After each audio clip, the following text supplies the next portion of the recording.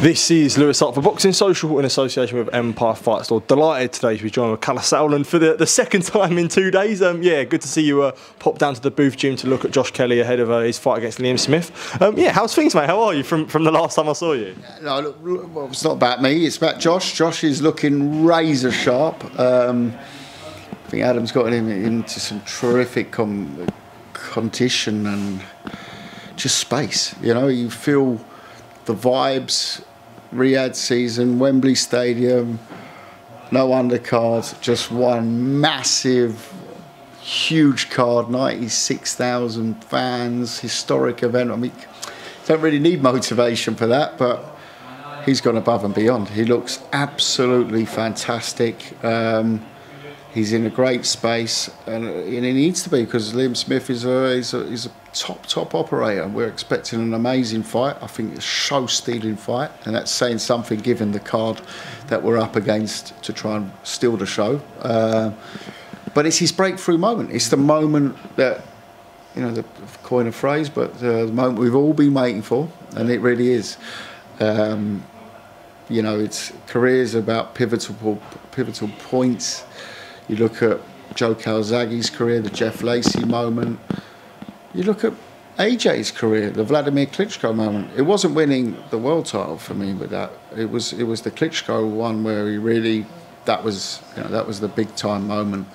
And you know, loads of careers have had it. Ricky Hatton, Costa Zoo. So this is his moment, and it's for him to take it. And I couldn't be as a promoter of Josh, I couldn't be in a better space. Just seeing how he is, you know, it's fantastic. But it's gonna be a tough fight. Now, I spoke to Adam and I spoke to Josh about it, and you know, it makes for an interesting fight because it's obviously Josh's middleweight debut. He's been on great form since Troy Williamson and since the Abanesian fight, really. But also, what makes it interesting is there's also questions on Liam Smith. So when I'd speak to Adam and he said, "Listen, I'm not even interested about that Eubank rematch. You know, we're expecting the fully best Liam Smith." So it does create an interesting point, because it's almost like with the loser, you're not really too sure where they go after this. Yeah, look, I mean, with Adam, I've worked with in the past, obviously with David Hay and George Groves. Adam prepares for the best version of the opponent. He's not going to be looking at, you know, a semi Liam Smith.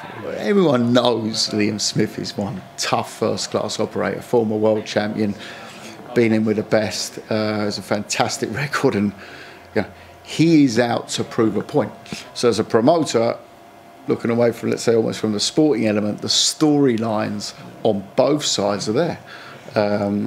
They know each other. There's some sparring story going around. That's for fighters and trainers to talk about, not for promoters. Won't find me doing that. But the one thing I would say is there's history there. Whatever that is, sometimes these sparring stories are absolute waffle. Other times there is something. The only two people who will really know, or the people that will know, are the people that were in the gym that day. And sometimes there is something there, and sometimes there's not something there. But it shows again, and that's the great thing about UK boxing, is that they all tend to have some storylines from the past that comes out the lockers around fights. So very, very interesting. Does Josh have something to prove at world level, to prove that he can compete after? If people take a lot from the Abanesian fight, do you think this fight is bigger than ever for him to prove that he can compete there? I think, you know, the Abanesian fight, Lewis, is in a former chapter. Talking about someone now who's put that well and truly behind him. I think the Troy Williamson fight was that, where that chapter sort of closed. Where a lot of people are expecting, even the bookies were expecting Josh to lose that fight, and then he came through it and won every round. It was a shutout.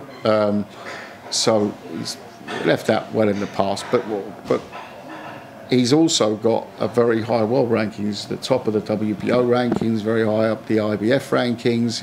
He was inquired around the Terence Crawford fight early this year, which we said we would do.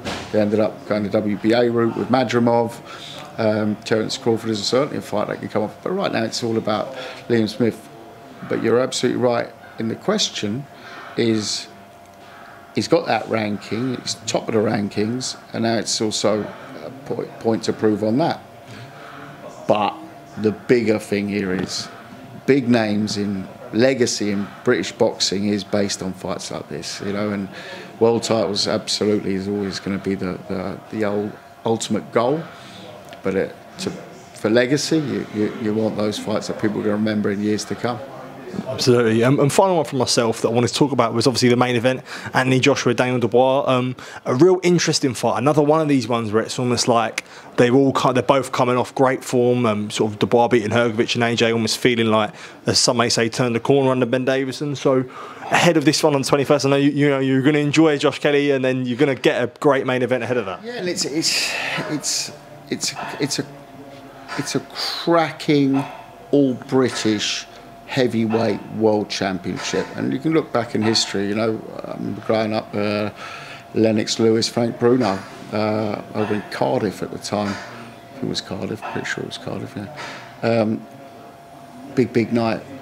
In my boxing memory, you know, in more recent times, we could look at Tyson Fury, Dillian Whyte, and you know, but it's a fascinating matchup in terms of AJ has, you know, gone under Ben Davison, but he's put together the things that he's learned under the great Rob McCracken, but also the other trainers that he's had along the way, and he's sort of put it all together now at this stage of his career. And AJ started boxing very late, and now is the time where it feels from the outside that everything's come together. And on top of that, he seems to have really got a bit of spite in his boxing.